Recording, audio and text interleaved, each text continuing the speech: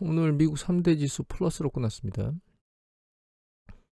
어제 유럽장이 세차게 움직인 거에 비하면 미국장은 그렇게 힘이 세진 않아요.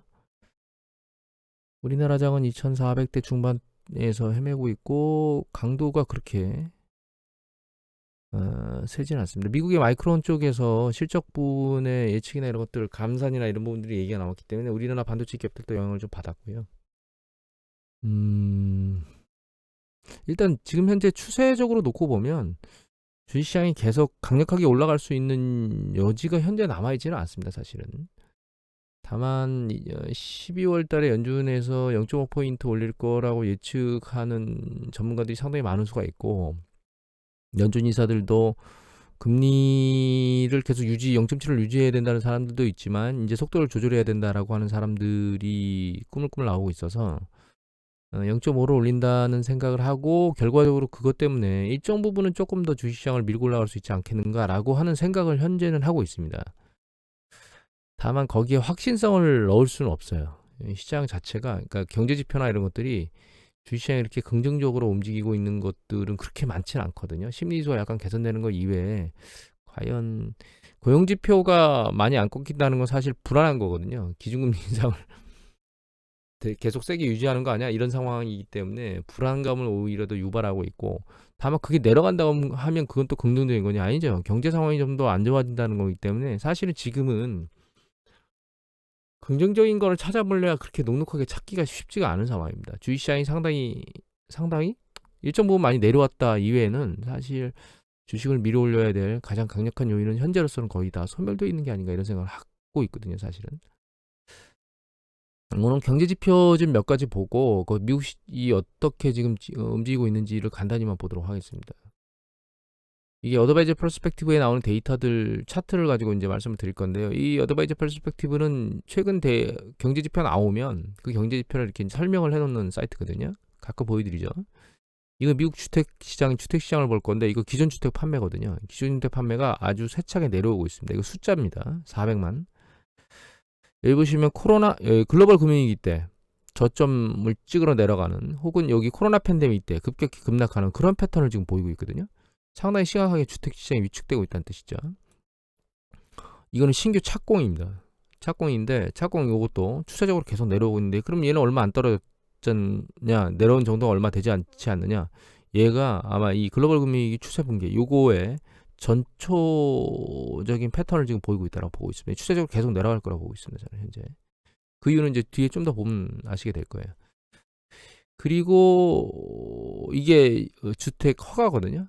이게 4월 이후로 추세적으로 계속 내려오고 있죠. 허가 숫자도. 그리고 이게 이제 주택 공급자들이 생각하는 주택 시장에 대한 지수, 심리 지수거든요. 아주 급락하고 있습니다, 지금. 주택 시장 계속 깨지고 있고요. 결과적으로는 요 차트를 보면 요 위에 있는 게 리얼이니까 인플레이션을 적용한 거고요. 이 밑에 있는 파란색이 명목입니다. 잘 보시면 이때가 글로벌 금융이 터지기 전에 2006년에서 2007년 넘어가는 그 시기에 실질 주택 가격은 2006년 중반에 정점을 치고 내려오기 시작했고요. 명목도 2006년 중후반에 정점을 쳤습니다. 그다음에 이제 내려오는 건 추세적으로 좀 옆으로 기다가 내려왔는데, 지금 그런 패턴을 보이고 있습니다. 향후의 주택 가격은 여기서 보이는 그런 패턴을 이렇게 둥글게 만들고 밑으로 내려오는 이런 패턴을 보일 거기 때문에 내년도에는 미국 주택 가격이 계속 밑으로 하락할 것 같습니다. 명목 주택 가격도.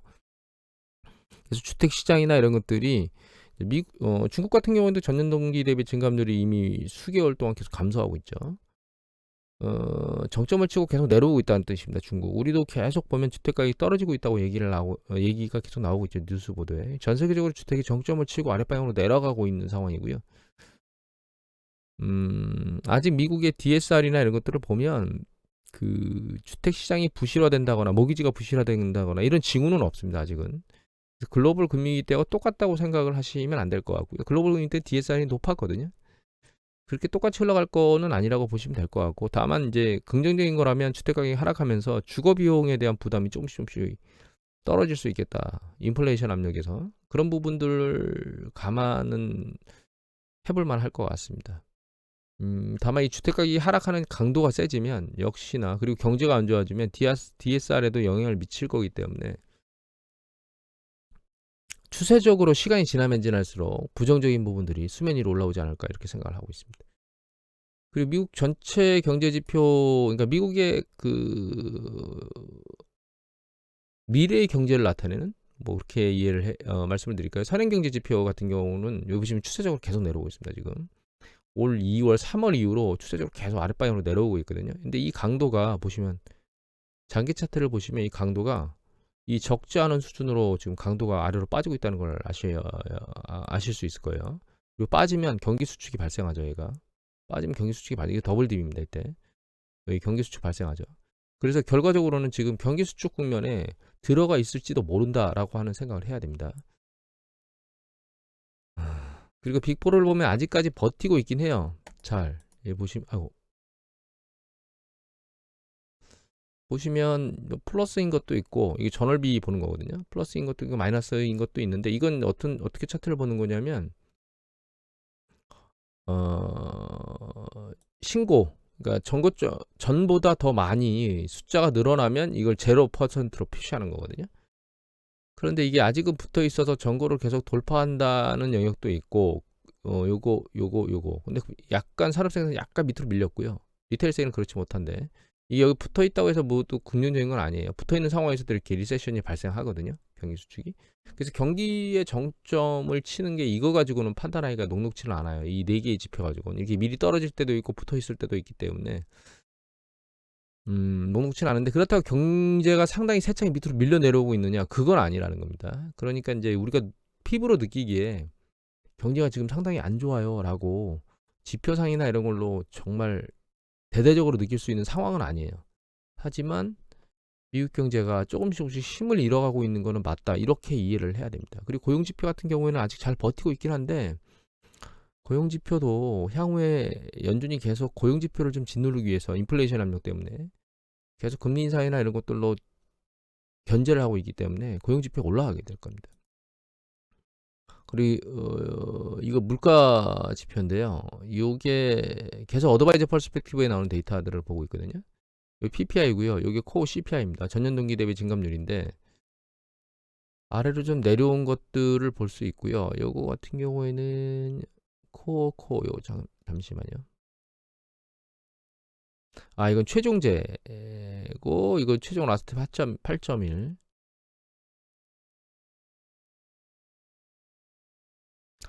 위에 차트하고 아래 차트하고 어떤 것이 다른지 제가, 이건 그냥 넘어가겠습니다. 시간이 없으니까 그냥. 왜냐하면 이거 보시면 코어 PPI, PPI구나. 죄송합니다. 이게 착각했어요. 이게 CPI로 착각을 했는데 둘 다 코어죠.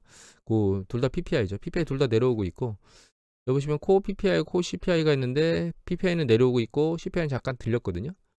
그런데 여기 데이터를 보시면 이게 UIG 풀셋이라는 게 있습니다. 또 그 다음에 그 소비자 CPI 지수가 있고, 그 다음에 여기 보시면 코어죠. 이게 코어거든요. 파란 게 올라왔다 다시 밑으로 내려왔고, UIG가 내려오고 있고, CPI 전년 동기 대비 증가율도 내려오고 있는데, 밑에 보시면 이렇게 코어 CPI고 UIG 풀셋을 같이 보면 이 UIG 풀셋이 일정 부분 선행하는 패턴을 보이거든요. 물론 시차가 긴 것도 있기 때문에 짧게 얘가 이렇게 세차게 내리꽂았다고 해서 짧게 계속 밑으로 내려올 것이다라고 판단하기가 이렇게 녹록지 않은 점도 없지 않아 있긴 하지만, 일단은 전체적으로 PPI가 내려오는 부분들하고 이 UIG 풀셋이 내려오는 이런 것들을 놓고 보면 코어 CPI도 밑으로 계속 내려오는 패턴을 볼 것 같고, CPI 역시 아랫방향으로 좀 내려갈 거라고 하는 전망이 우세한 그런 쪽입니다. 그러니까 물가 상승률이 잡히고 있는 거 맞는 것 같은데, 문제는 경제도 안 좋아지고 있다는 겁니다. 미국이. 그리고 경제를 이끌어 나가는 선행 지표도 안 좋은 패턴으로 계속 움직이고 있다는 거죠. 이거는 뭐를 의미하는 거죠? 경기가 점점 힘을 잃어가고 있다, 이런 것들을 의미하는 거죠. 그리고 요거는 국채들 모아놓은 거거든요. 여기 보시면 이 국채 보시면 FFR, 이게 연준의 그 기준금리라고 생각하시면 됩니다. 3개월, 2년, 5년, 10년, 20년, 30년짜리 그 채권 수익률을 모아놨는데, 여기서 이해해야 될 건 아주 단순한데 이렇게 몰리잖아요. 예전에도 가끔 보여드렸는데, 국채 수익률이 이렇게 장단기 수익률이 몰리면 이 경기가 수축합니다. 이 수축하고 이 수축 부분 과정 중에서 이 경기를 커버하기 위해서 이 기준금리를 내려요. 빨간 거 보시면 이 FFR 이게 기준금리거든요. 이 기준금리를 내리게 됩니다. 이걸 통해서 경기 사이클이 다시 순환하도록 만들어주는 작업을 반복하는 거거든요. 여기서도 마찬가지 글로벌미도 이제 다 몰렸다가 코로나 팬데믹 터지면서 쭉 다시 풀어주고 다시 올라왔거든요. 지금 미국이 경기 수축 국면으로 가고 있는 것처럼 눈에 보이고 아직은 인플레이션 압력 때문에 기준금리를 올리고 있지만 어느 시점이 되면 기준금리를 다시 내려야 되는 현상으로 바뀌게 될 거고요. 이때 기준금리 내리면 이게 기준금리 내리는 게 긍정적인 이슈구나 라고 생각하는 게 아니고 야 이거 잘못하면 경기가 빠른 속도로 수축하겠다 이런 형태로 패턴을 판단해야 됩니다.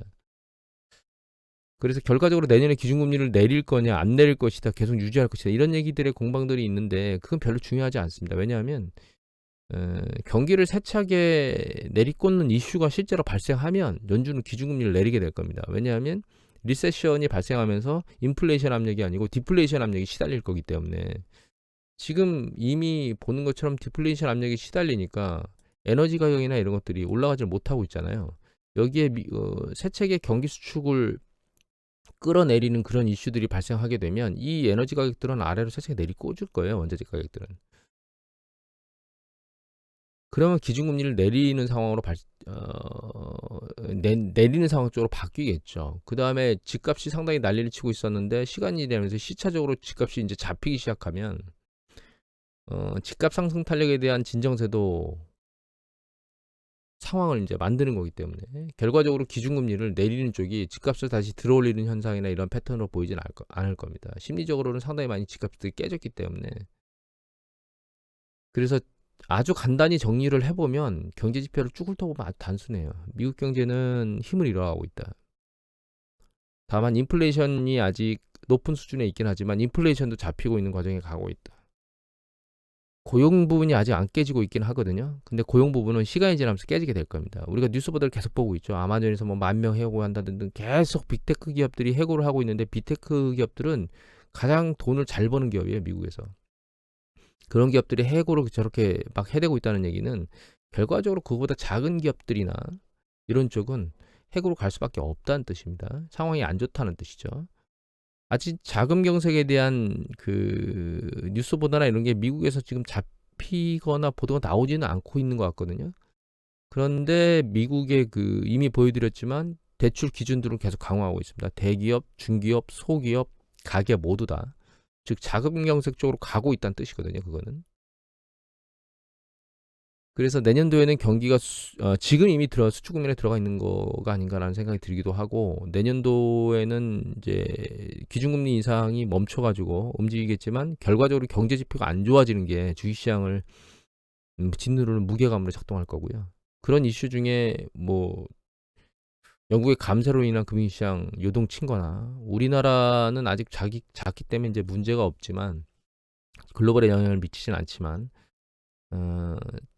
중국 같은 쪽에서 부동산 관련된 채권이나 이런 쪽에 문제를 일으킨다거나 혹은 미국 내에서 어떤 금융 관련된 그 신용 팽창에 의한 부작용으로 자금 경색 상황이나 뭐 어떤 이슈들이 발생하면 주가가 급락할 수 있는 현상이 발생하게 될 거고 그러면 기준금리를 내리게 될 겁니다. 물론 경제지표 자체가 빠른 속도로 안 좋아지거나 혹은 일정 부분 안 좋아지는 상황에서 금리를 내리는 걸로 대응하는 것도 내년에 나올 수 있는 일이거든요.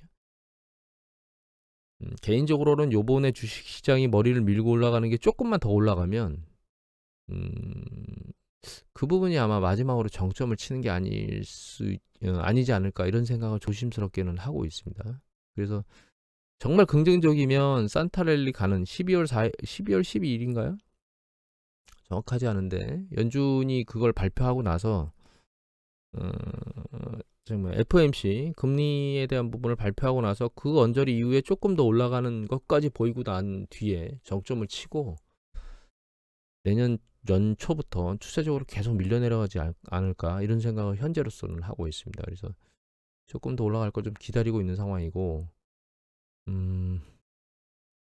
다만 그거에 대한 확신이 지금 약간 적어요. 강력하게 밀고 올라갈 이슈가 존재하지 않기 때문에 그렇습니다. 일단 오늘은 이것을 마치도록 하겠습니다.